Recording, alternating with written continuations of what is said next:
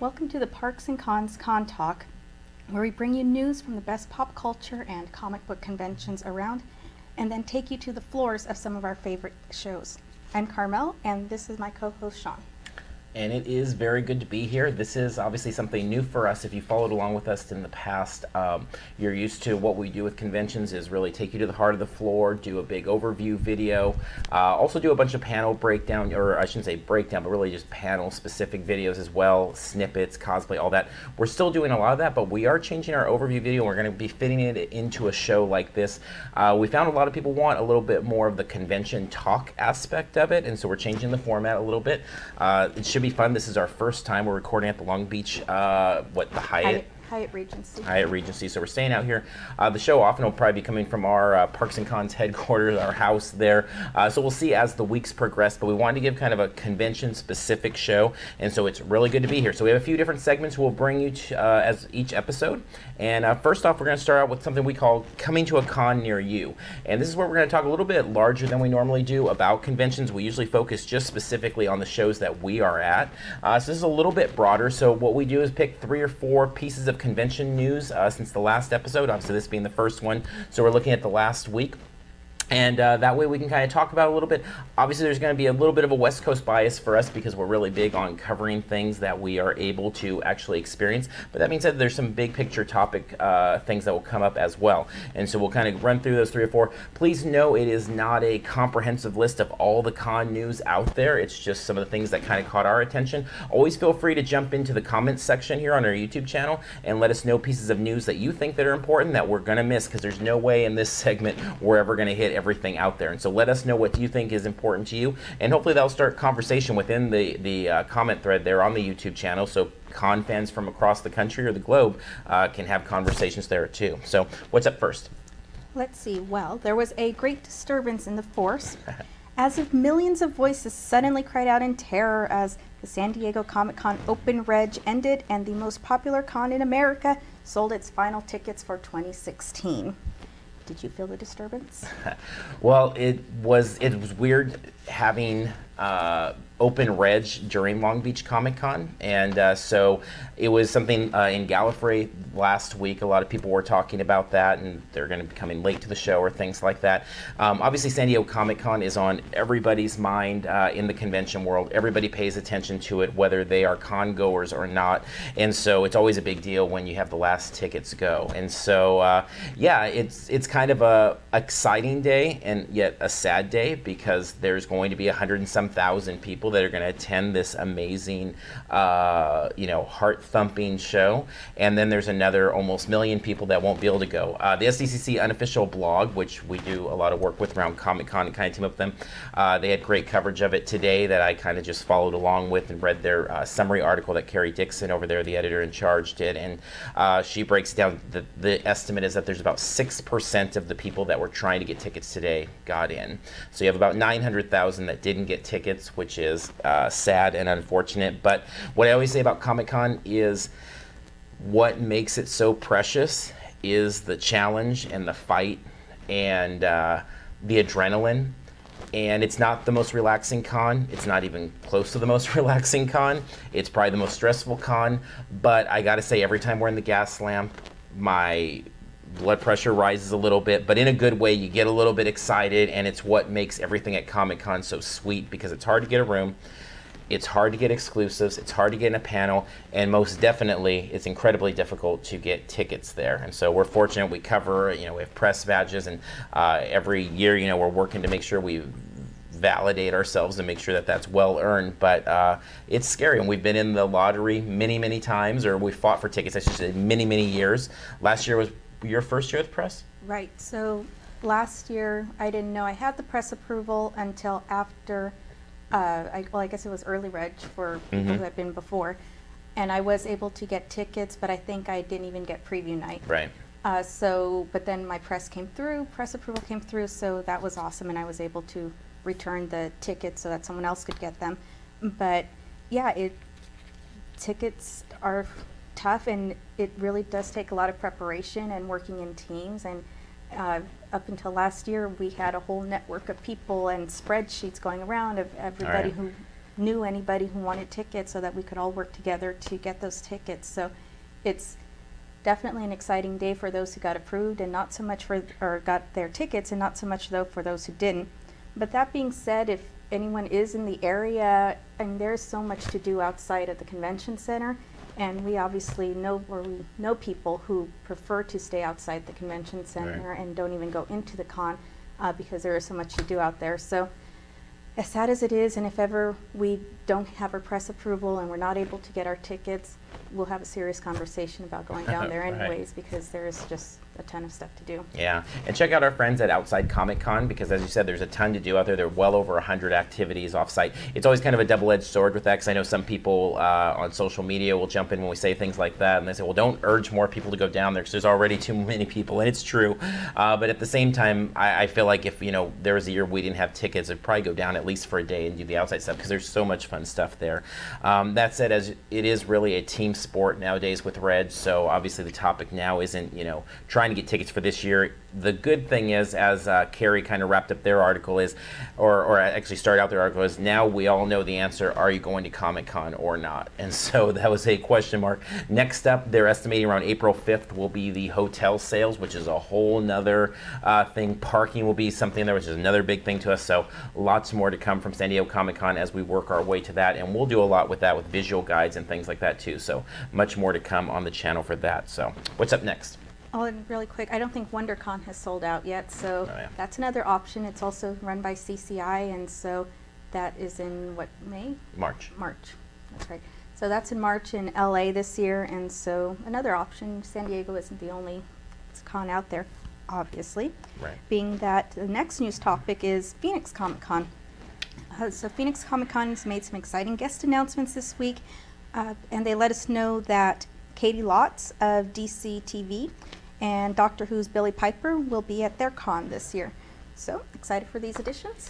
I am, and it's a fitting kind of little piece of news following up Comic-Con, because I know for you and I, usually Phoenix Comic-Con is one of the shows we look most forward to in the year, because on the opposite side, or I shouldn't say it's the opposite, there's kind of this really nice balance of excitement and newness, and a little challenge here and there with relaxation to complement it. So when you tell me Katie Lotz is going to be there, and I know I need to get her autograph on our Arrow cast poster that we're getting everybody signed since the WonderCon first year that some of the cast was at WonderCon.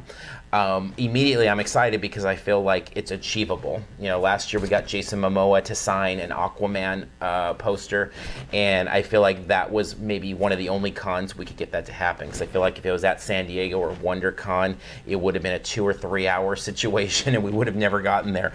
Billy Piper, we've met her before. We've seen her in panels. She's great, super charismatic. Not that that's a surprise with most of, stars of these genre shows that show up at conventions, but she's great. So although I don't have any need to get an autograph or really meet her or anything, I look forward to her panel. She'll be somebody exciting there. Alex Kingston is going to be on hand, Eve Miles. So they're really working, it looks like, with a little bit of a Doctor Who theme going there. And one of the things that gets me excited about Katie Lotz being there is Phoenix is big on theming where they can and trying to get guests that tie in. So maybe this means we'll see a few more of the DC television stars. There's obviously a growing universe there with Katie Lotz being on Legends of Tomorrow and Arrow. Maybe we'll see a little bit more of a tie-in there. We need Grant Gustin for our Flash poster, so that would be a pick if I had one. But yeah, I'm excited for it. It gets me excited about the con. It gets me excited about the guest list, and really looking forward to it. You? Yeah, definitely. I mean, Phoenix is always, it's just great. I think it wasn't until maybe last year that in their big panel room, they had issues getting everybody in. Yeah. But in the past, basically everybody who wanted to get into the big panel room was able to, and we didn't have to camp out or anything for it.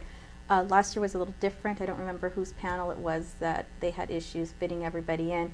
But I'm sure Phoenix Comic Con is so great about taking feedback from the attendees that I'm sure they're working out ways to try to address that issue. But yeah, great. Billy was lots of fun. It was, I think, Gallifrey last year, 2015. Gallifrey won. I think it was the year before, but something along those lines. Yeah, so not too long in the past or in the distant past.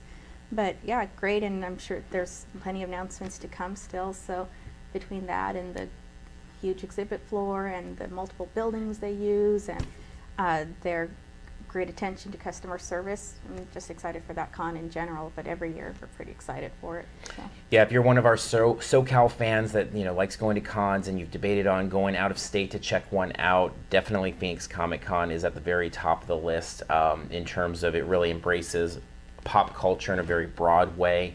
Multiple hotels are part of it. There is a horror wing with a little mini haunt. There's an anime wing, a whole hotel. There's all sorts of kids programming, all sorts of Hollywood stuff, comics, great comic guests. So it really is kind of like a San Diego Comic-Con light, to me even more than WonderCon.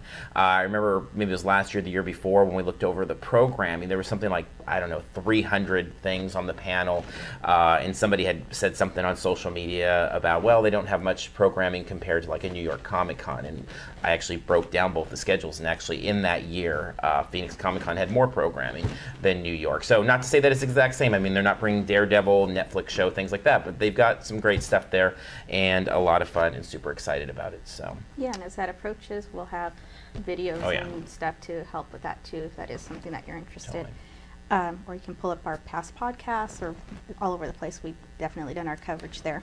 Yep. What's next? So next in the news, let's see. There were a few pieces of convention news that came out of last week's New York Toy Fair, but let's see, none were bigger than the announcement that the first Hasbro Star Wars Rogue One toy will be released in July at San Diego Comic-Con. Are we going to be getting in that line? Are you ready for that line? Well, and talk about, leading off the show, we talked about bias. Obviously, there's a bias just in terms of stuff we do, because Hasbro is a big thing we collect in our house. It's been something, Hasbro bought out Kenner many years ago, so for myself, in a way, I've always collected what Hasbro is, because I collected Kenner Star Wars. I was born in 77, and so, 76, so right in the zeitgeist of Star Wars toys. So yeah, to me it's a really big deal. This is the first movie, obviously, in the new world that we live in, where there's Star Wars movies all the time.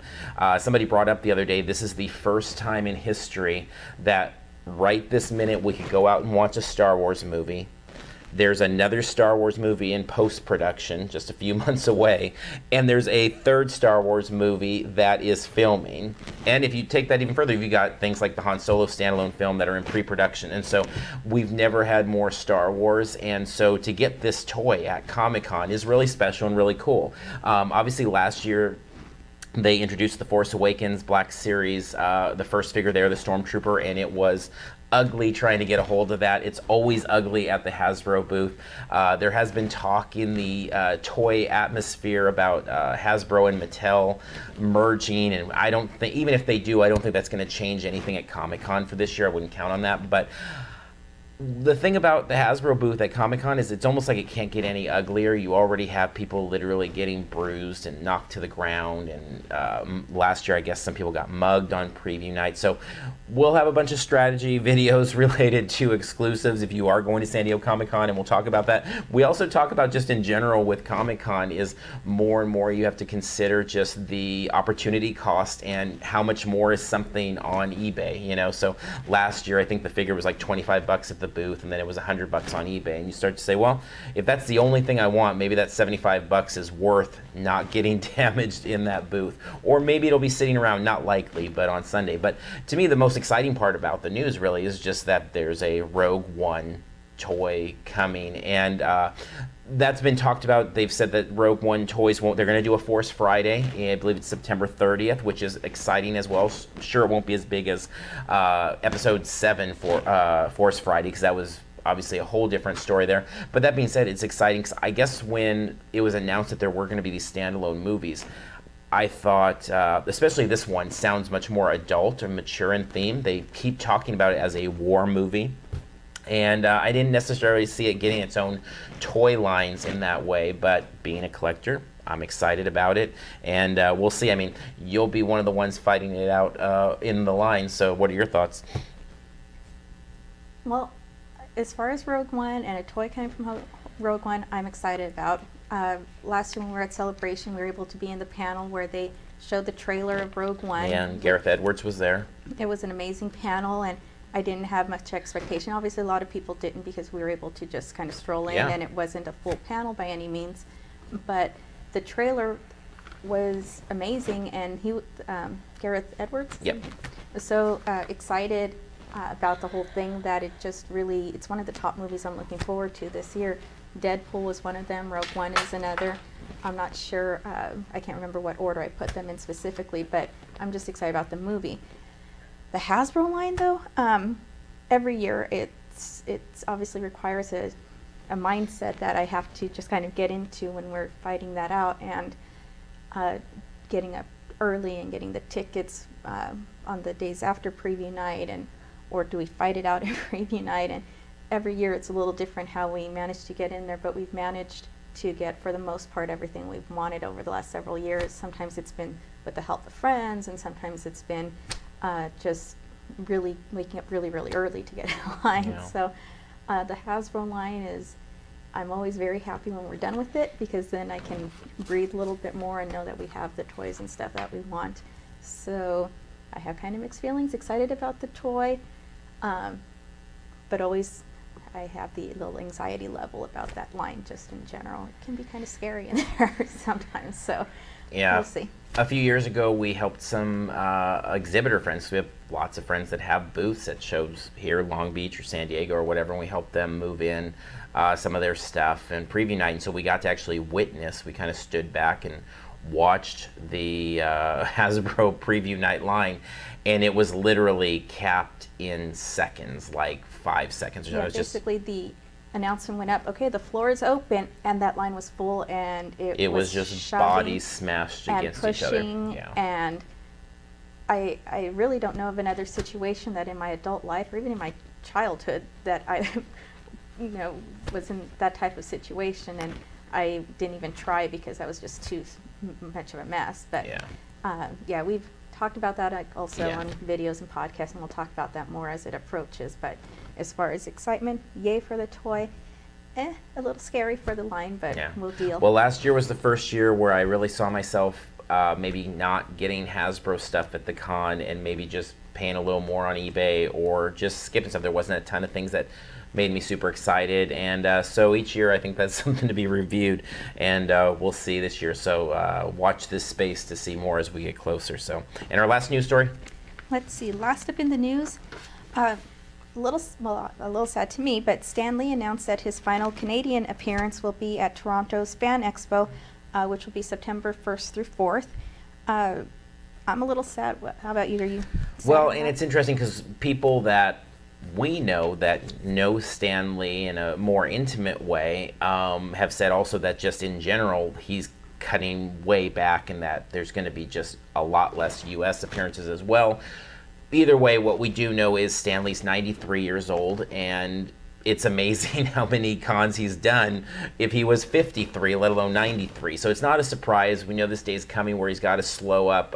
We'll see. It is sad. I feel like, especially us in Southern California here, I think we really take Stan Lee a little for granted at conventions, because just next weekend he's going to be at Frankenstein and City of Industry signing. And then in a couple weeks past that, he's going to be up at Silicon Valley Comic-Con signing. And so even as he's cutting back, he's still showing up. He's always at San Diego doing different promotional things. So whether it's signing or at a panel, we've been really, fortunate to come across him so many times. The very first Long Beach Comic Con, I got him to sign my arm. I had it tattooed on. We've had him sign multiple books, toys. I think probably about 2 or 3 years ago, I decided we had done our last Stan Lee signing, because it's always a real challenge, and it's only gotten more challenging as the Marvel Cinematic Universe has blown up, and things like Comic Book Man on TV have blown up, and people know even more so who he is, not as a comic guy, but more as a kind of a cultural icon. So it is sad to see him tuning back. I hope that it's not as much of a health-related thing, but more of a, hey, I don't want to spend all my time on the road. But I do think he enjoys also being surrounded by, he created on Comic Book Man, Kevin Smith had talked about the idea that, you know, he created a universe, you know, and it's really true. I mean, he's created a universe. You see it not just in things like cosplay and at cons, but just everywhere you look. You know, I mean, Deadpool, the hit movie of the world right now, he didn't create Deadpool, but he created the universe that Deadpool was born from. So, yeah, it is sad to hear him cutting back, but at the same time, you know, I'm very thankful for all the time we've had with him, and we know no one can keep that con schedule that he's had forever, so. Yeah, it's so incredible to see the amount of energy that he still has at 93. I mean, when he gets up on stage and is talking about his experiences, well, it's been a few years now, but we saw Todd McFarlane interview him at Phoenix, oh, yeah, I that was think, great, right? yeah. That was just a lot of fun, and both of them very charismatic in the way they were speaking with each other and stuff up on stage, and it's been a gift, many gifts that we've received, being able to see Stan and see him in action and meet him in person and things like that. So it's great that he made such an effort to be out in the public eye, and it's not like he's doing it for free. He gets his money and all that stuff, but still to have him be there and not just hide out in his house or whatever has been awesome. And fortunately, I'm sure we have several of his panels on the YouTube channel and different snippets and stuff, so we'll be able to, hopefully forever, hopefully YouTube doesn't go anywhere at any point, right. And we don't lose all that video, but we'll at least have that to look back on over the years, and when we're in our 90s, we can go back and watch the video, celebrate, see what Stan was like back then. But yeah, a little sad.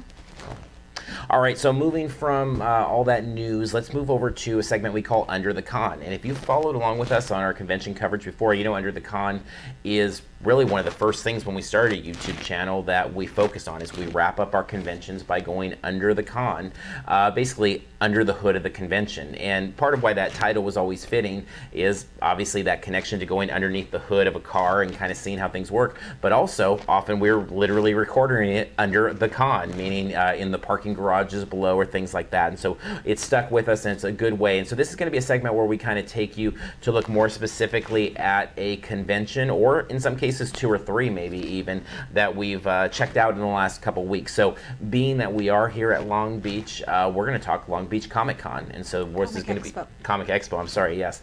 And so this is going to be our Under the Con for Long Beach Comic Expo. And so Long Beach Comic Expo, it is a 2-day show. Now, important, the Long Beach Comic Con versus Comic Expo differentiation there. Historically, Long Beach Comic Con was the big kind of parent show, and Long Beach Comic Expo was kind of the little brother, little sister show a little bit earlier on in the year. But as time has gone on, they've become a little bit more similar in that they're both 2-day shows now, and they both pack a lot of entertainment. The Expo is definitely still the smaller show, although it's grown greatly here. The floor space has almost doubled in size, and we're going to take you to look at the floor in a second here. But it's a great show. It's 2 days, $30 for Saturday, $20 for Sunday, $45 for the weekend. So I mean $45 for 2 packed days, and we'll talk about programming as part of that. Is a really good deal. And a lot there. 10 and under are free. So let's talk a little bit about the floor. And the floor is a favorite place for us. The floor at Long Beach Comic Expo, again, it's grown in size. You've got some top-notch publishers there with Skybound there, and IDW and Aspen representing, having space there. You've got the Space Expo, which is a really cool kind of hands-on interactive space on the floor. Lego builders are there with more hands-on cosplay, laser tag, video game area, board game area, a huge artist alley, and then a ton of other fun vendors selling toys and cool crafts and stuff like that. So why don't you go ahead and take a quick look at us running around the floor and show you some things, and then we'll come back and talk about some of this stuff. This one's already tied, and now you just tie that to the nose with a double tie. Go ahead and just tie that on the nose cone.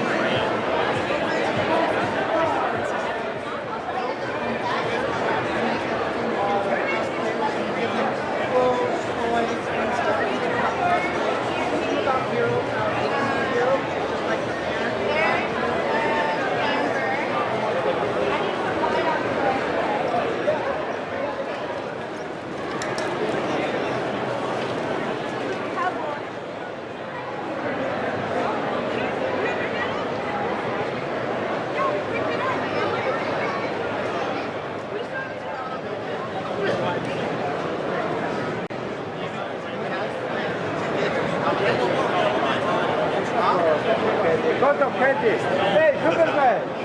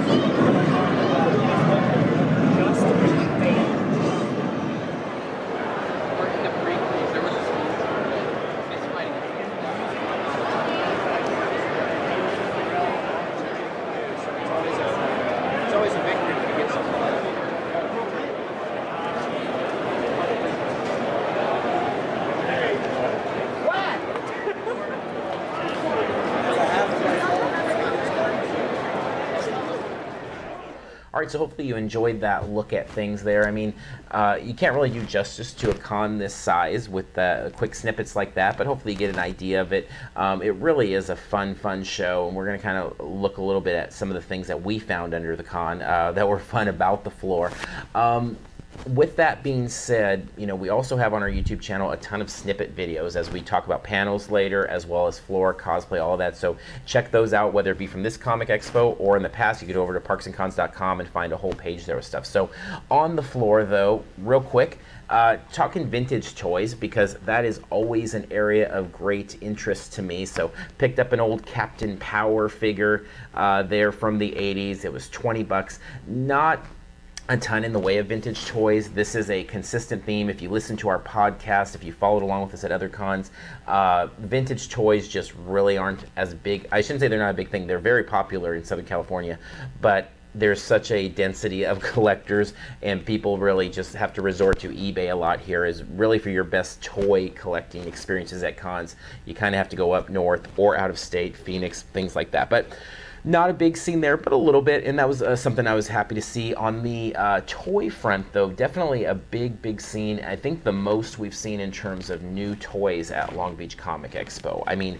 very competitive market. If you're a Marvel Legends collector, if you're a Star Wars Black Series collector, if you are you know, the Marvel Infinite line or the new Legends line in the smaller scale, DC Collectibles, Icon Series, NECA, any of these things that are kind of the newer toys on the shelves in the last couple years, a lot of them, and very competitive. So when we look at something like the Marvel Legends figures there, I mean, we picked up the Ben Reilly Spider-Man and Speed Demon here, both for 15 bucks, which if we bought them at Walmart, it'd be about 22 bucks after tax. And so picked up Taskmaster. I feel a little ashamed about it because it's the first, I think, Marvel Legends that I've really overpaid for. Paid 30 bucks for him, and that's well over if we would have found him for 22 bucks at Walmart. But he's Taskmaster and he's super cool, and so we did that. But I mean, it felt like every fifth booth is selling Marvel Legends, selling Black Series. We picked up the Toys R Us exclusive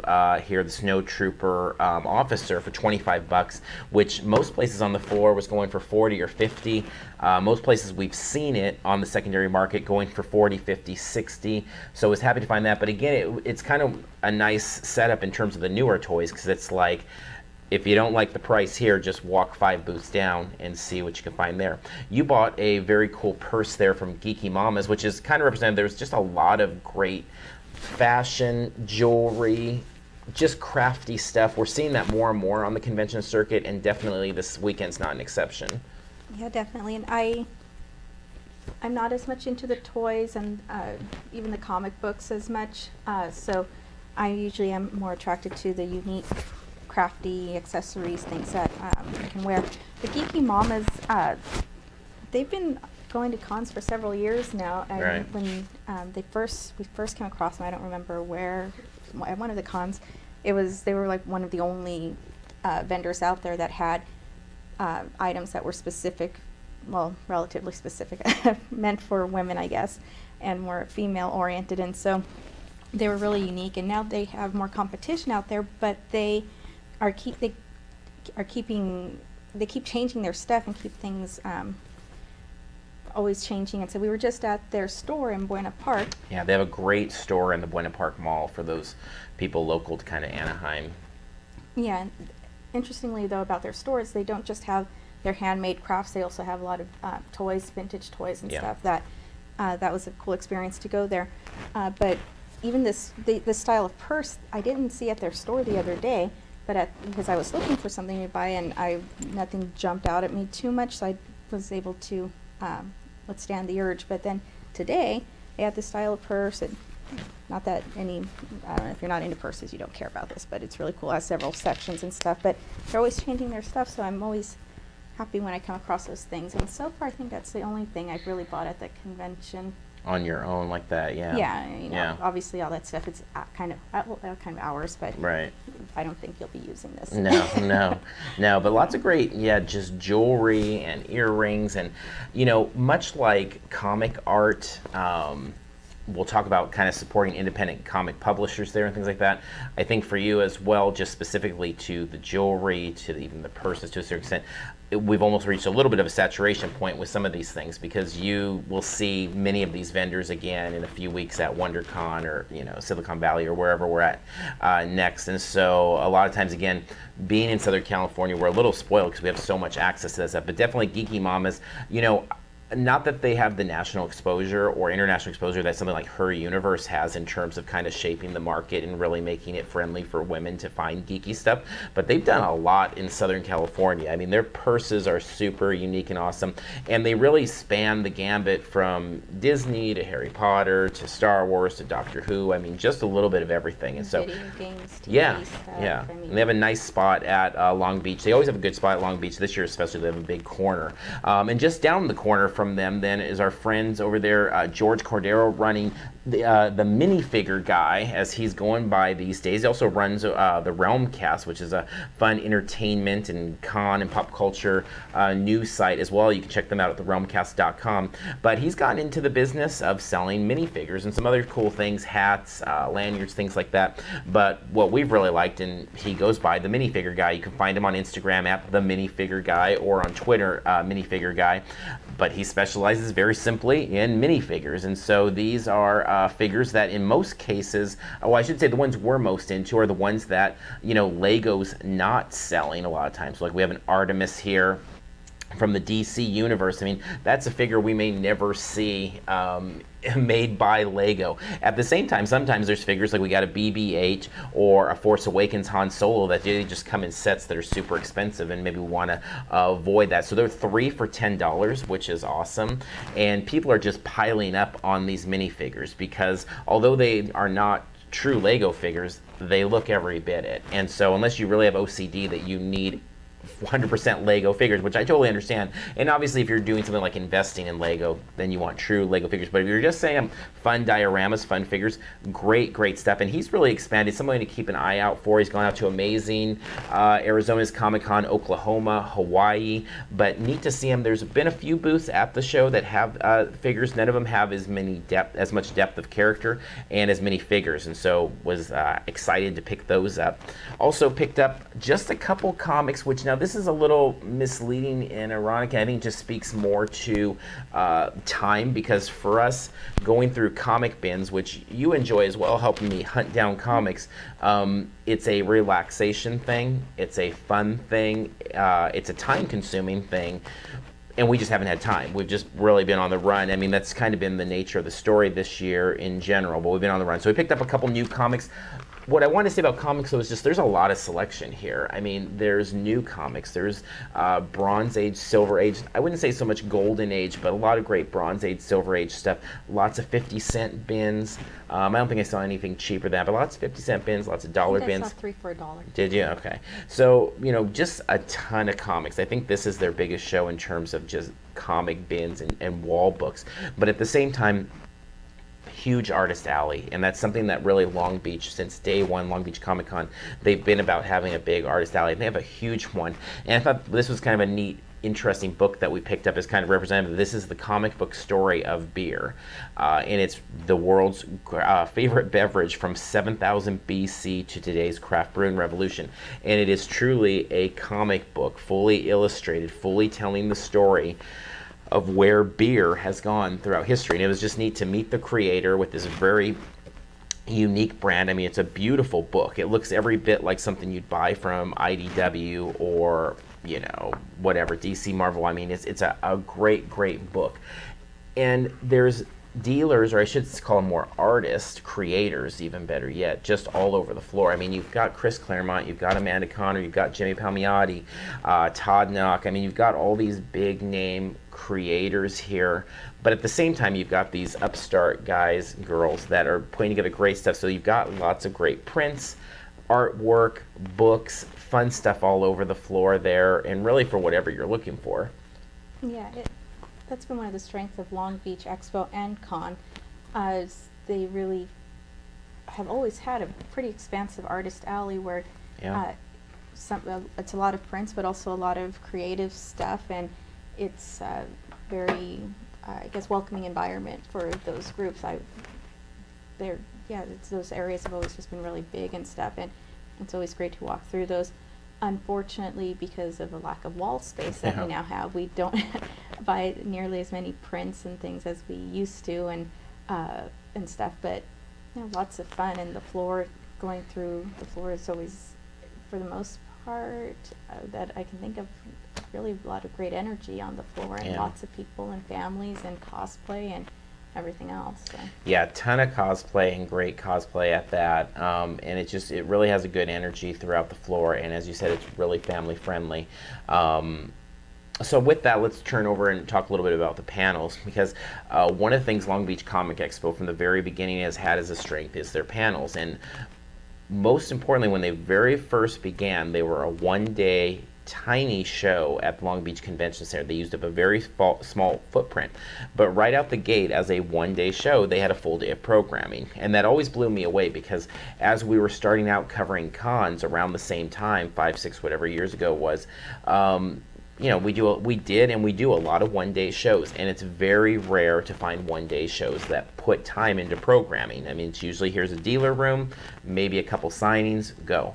But Long Beach has always had panels. They've never stepped away from that, and this year more than ever, for the Expo at least, they have 109 different things on their programming schedule. So that includes the Geek Fest, that includes I Make Comics, that includes, you know, real mainstream stuff and real fringe stuff as well. So we want to bring you into a couple of the panel rooms just to show you a couple real quick snippets. What we do have also, though, we'll have some of the bigger panels also on our YouTube channel in their full length. So if you want to see a full hour of one of these panels, you can check out there and see if we have it. But go ahead and take a look inside a couple of these Long Beach Comic Expo panel rooms. Does anybody here know about Con Man? So I have not been back here since we shot Con Man, and what the hell is this thing? Is anybody else having the same issue? There we go.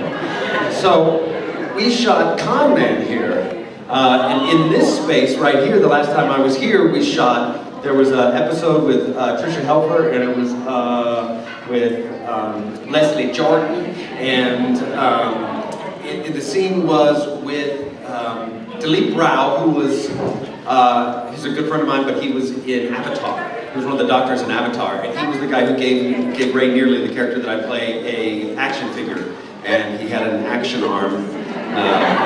There were some issues with the action arm in the episode, but that's where we shot this right here. We had some curtains, and we shot it there, and then we shot the first episode, the talkback that goes horribly wrong, and I throw the pen and hit somebody's eye, and then the whole. And all these hallways were all production offices. Yeah. On both sides. So it's a homecoming of sorts. This is everybody introduce yourself. So I'm Alan Tudor. I'm DJ Harsman. Who are you, DJ Harsman? That's a question I've been asking for. Who am I? Like, what do I want to be when I grow up? You know, You've got a lot of time to think about that. You don't have to make any decisions right now, man. I'm the executive producer of Comment, along with co-executive producer technically. And I'm Shannon Dent, I'm editing the Spectrum comic. Those voices got to people like Malala or Jayashri or Janina or Tommy, I know I've let them get to me. And I've wasted a lot of time in my life because of that. So I want to just say to you, when you hear those voices inside your head, act like it's somebody being mean to your best friend and say right back, no, don't you be mean to her. No, I deserve better than that. I'm not going to stand for that. I'm going to overcome that voice. It's very natural for us as humans to focus on the negative things about ourselves. It's just something that was ingrained in us somewhere along the line. But it takes practice, and it takes, actually, when you really think about it, it takes very little energy, too, to focus on the positive about yourself, too. Like what I said earlier about saying something nice to somebody. Look at the positive. Just create a new habit. If you have that habit of maybe looking at the stuff you don't like, or that you're not that happy with, believe me, when you really take another look, there's plenty good, and you can focus on that and that can become your new habit. The belief of not being good enough, not being pretty enough, smart enough, fit enough, something enough, is the oldest belief in the book. It is something that every single person in the universe struggles with. And that means your best friend, and that means your parents, and that means those celebrities that you see on TV. That means every single person out there has those beliefs. The interesting thing about these beliefs is that they make us feel like we're alone and ashamed, and sometimes make us not want to do things. Like, I know there might be a day when someone might feel like they're not pretty enough and they might not want to leave the house. Chances are the people around you feel the exact same way about themselves. The interesting thing too is that if our friend said that, if our friend said, hey, I am so ugly, I'm not pretty enough, what would you say to your friend? Just on the front of self-bullying, I want to share a story of being bullied myself in high school. When I went to the bathroom, and I locked myself in the bathroom, and I just sat down, and I was shaking, and I was crying, because I thought she was going to beat me up. And I never told anybody about that, because I was ashamed. And I was afraid if I said anything, she seriously would beat me up. And if I had the knowledge that I have now as an adult, I would have not self-bullied myself. I think that's part of it, is not telling anybody when it happens to you. And if I had it to do over again, I would have told my mother, I would have gone to the principal, I would have told somebody, because I think they would have helped me. So I think it's really, really, really important. You're not alone. You have to tell somebody if this happens to you. People will help you. Don't be silent. That's the worst kind of bullying, okay, to yourself, is to not tell somebody. So always. I still do not forgive Steve Englehart. Although I've forgiven him to his face, I haven't in my heart. The issue 150 of Avengers was half of a reprint. After a year-long storyline was supposed to culminate in 150, I was like 15 years old. And I said, son of a bitch, it's half of a reprint, you know? So that changed on the shooter, you know? And there's positives and there's some negatives to all of that, I get all that. But the very things that made him an excellent editor-in-chief ended up being part of his downfall. It becomes hewn in granite. And when you become unmoving at that level, eventually your foundation is going to crumble beneath you, which is exactly what happened. The foundation of support crumbled beneath him because his editors and his creators started to defect. They couldn't support him anymore, and that's what happened. So it was cool, it was fun. All right, so hopefully you enjoy kind of taking a quick look into some of those panel rooms. You know, as I said, I've been really appreciative of the time they've put into like the diversity of the panels for the Comic Expo. This year, a highlight for us was the Alan Tudyk panel, having somebody that's become a real kind of cornerstone, or let's say at least an integral piece of Disney animation lately in terms of voice acting. Obviously loved him in Firefly. The Con Man series speaks everything that we're interested in the convention world. And now, super cool, obviously, starring in the aforementioned Star Wars Rogue One, playing a character that I think will probably be an interesting one, and one with, I'm guessing, a little bit of humor to it. But, you know, whether you go from that kind of more mainstream Hollywood Alan Tudyk panel to the, you know, I make comics panel room, where it's all about illustrating a comic, putting a team together for comics, publishing your comic, or you head over to the Geek Film Festival, where you've got all this fun geeky film. You've got the kids programming line. You've got the cosplay, you know, where they're teaching hands-on skill, a whole education track there. There's really something for everyone, you know. So although I'm not going to go to anything in the cosplay panel room and learn how to costume, because it's just not my thing, there's a lot of things that do interest me, and I feel like just about anybody that you bring that has an interest in this kind of realm of pop culture is going to find something they like. Yeah, absolutely. And every year they bring in such great people and exciting panels and stuff. I think one of the highlights for all of last year was Mark Guggenheim and Tara Butters. Yes, who did their panel, and that was just a ton of fun to be Yeah, in. Marvel TV and DC TV, and it was a really super unique thing to have them representing both of those TV universes there. So, yeah, always a strength for the Long Beach line, company, brand, whatever. So let's talk who should go. I think it's important when we talk about conventions, because not all conventions are for all people. That being said, in my opinion, I think Long Beach Comic Expo is for all people. I mean, at least anybody that's going to be interested in any Comic Con, if we want to call it that. Extremely family friendly, great in the area of cosplay. Whether you're somebody that's just seen Marvel movies on the big screen, or you're an old Silver Age, Bronze Age comic collector, I think there's something for you here to enjoy a day at the show. Would you agree or disagree? I would agree. I mean, well, now there's even, you know, bigger named actors and stuff that come too, but I was going to say, if you're really into the big Hollywood stuff, maybe not as much. Right. But I mean, it's definitely not San Diego Comic-Con caliber. Yeah. So, or as we've said in the past, you always just need to temper the expectations and know what you're getting into. So, if the plan is just to come and get autographs from huge actors, there'll be some, but not the biggest and stuff. But otherwise, yeah, if you come to the expo with an open mind and stuff, this one has a lot of different veins that you can experience. It's not like some of the shows that we go to where it's just comic books and there's only comic or just bins. autographs. Yeah. Right. Like the Hollywood show, it has different things. So yeah, as you said, anybody who has any interest in that type of stuff, definitely. If you're looking for big stars, maybe not so much, but yeah, I think they're really good at knowing having defined their identity, especially in the last few years. I feel like each year it's strengthened that brand, and it's really based on comics first, making comics, the production of the comics, the creators behind the comics. They've got a nice stream we haven't really talked about, but animation has been a big thing here. I mean, they have a spectacular Spider-Man panel. They've got a bunch of the voice actors down there and directors. Greg Weisman, you know, a huge name in that area, always on hand here. So they do some great stuff with that. They've had a lot of great Young Justice panels, things like that. So again, very family friendly, great if you are interested in comics or any of the kind of tie-ins to that. So when and if we'll be back is kind of where we finish up our Under the Con. And so for us, I mean, we'll definitely be back. We've been to every Long Beach Comic Con and Comic Expo, so that's not been a question for us. We love the area. We love the show. The next one coming up that you can plan on attending is September 17th and 18th. That's the actual Long Beach Comic Con, so that's the bigger version, which we highly recommend. And then Long Beach Comic Expo will be returning next year, February 17th and 18th, which will be a President's Day weekend. So definitely make plans, check it out, whether it be in September or if you have to wait, I guess, till February. So, all right, so why don't you tell us what's next?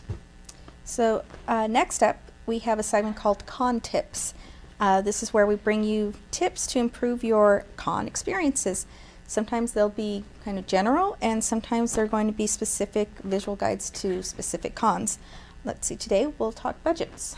Yeah, and this is a really quick one for this episode because we knew Long Beach Comic Expo is going to take a lot of the time of this show. But we do want to have a little bit of, talk because we covered 54 conventions last year. So we spend a lot of time. And as you said, When we talk about the conventions, we know what San Diego Comic-Con is like, or Anime Expo. I mean, these huge, massive behemoth of shows. And we also know what the Claremont Comic Show is like, where there's about 10 vendors there in this tiny room. And so one of the things that always comes up is budgets and how you define that. And so one thing that we found when we were first starting to really get out and get to more conventions that kind of surprised us. And so depending on your veteran status with conventions, this may or may not already be familiar to you, but really your budget a lot of times in terms of your day-to-day spending is going to be somewhat opposite of what you might think in terms of the size of the show. And what I mean by that is, even being a major collector that can't leave a show without picking something up, I can spend a day at San Diego Comic-Con and not spend $1 on anything but food or drink. And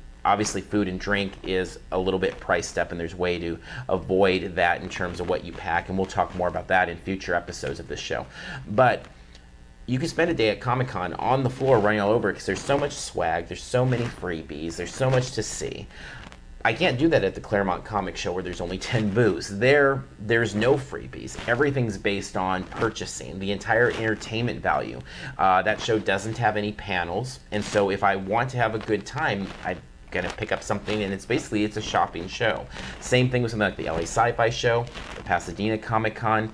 Many of these shows really hinge on shopping. And so if you're the type of person that enjoys going to the mall or Home Depot or whatever your thing is without buying, just window shopping, then maybe you can still enjoy yourself there. But it's really much easier to window shop at a big time show like San Diego. So one thing we really try to define is having like a basic daily allotment for both food and drink. We really call it entertainment. Food, drink, movies, anything that's going to be entertainment based, really.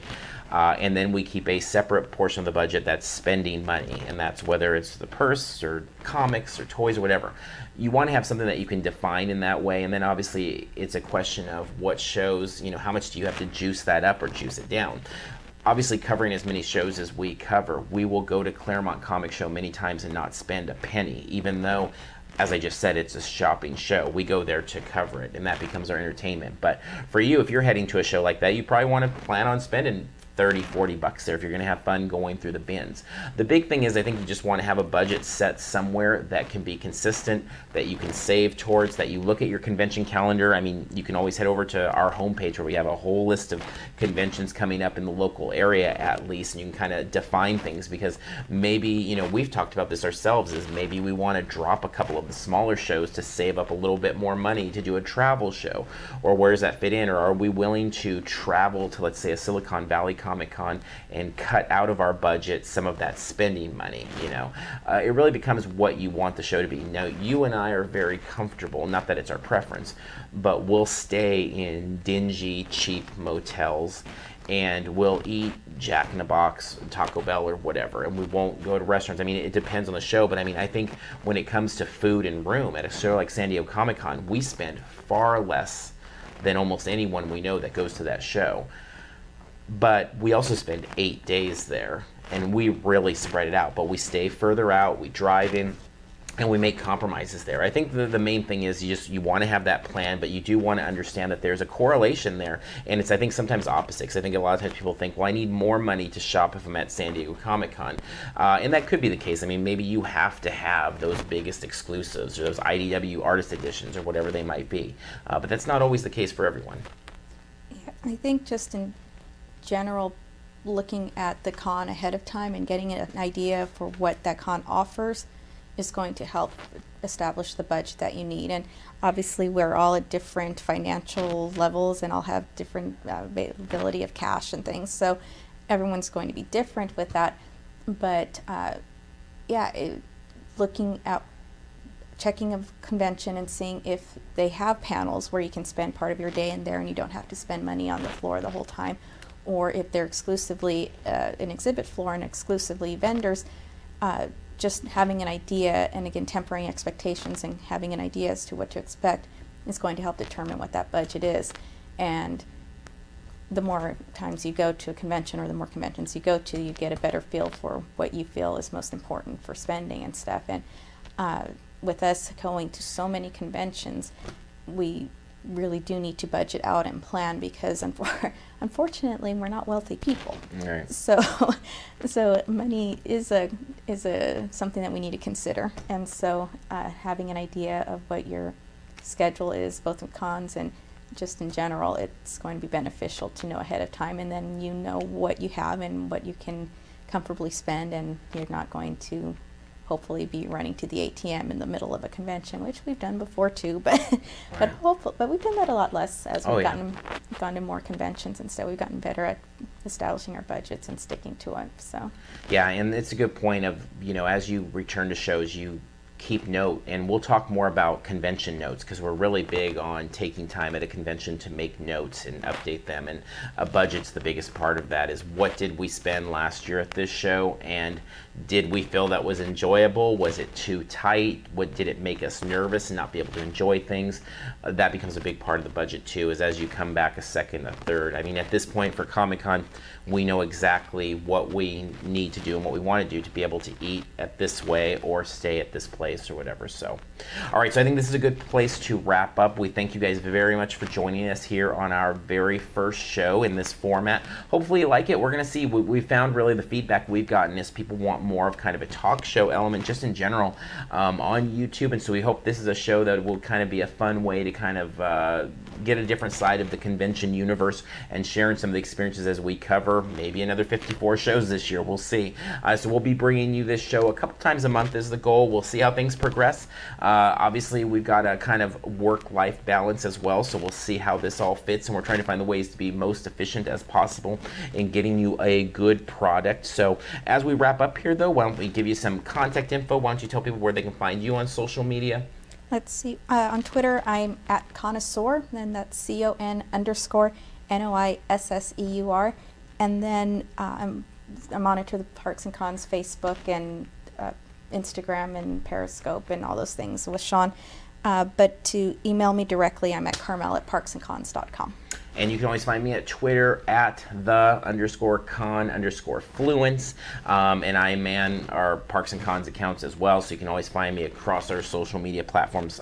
If you followed along with us, you know we use them a lot. Twitter definitely is my favorite of them, but we use them all a lot. If you're also interested in theme parks, watch for our other show on this channel, which is going to be focused specifically on SoCal Theme Park Talk. So although in the convention world we are trying to expand a little bit, we have our good friend Sean Smith out in the East Coast that covered Heroes Con or the Mini Con recently. He's going to be covering some more things too. So in the convention world we have that. In the theme park world though, we're staying pretty local here, looking at the Southern California market and specifically talking about that. So you can keep an eye out for that, as well as we have the Parks and Cons SoCal Park Talk show as well. Please help us out by subscribing to our channel, and most importantly, telling your friends about us. The more people that know helps our rankings and people be able to find us.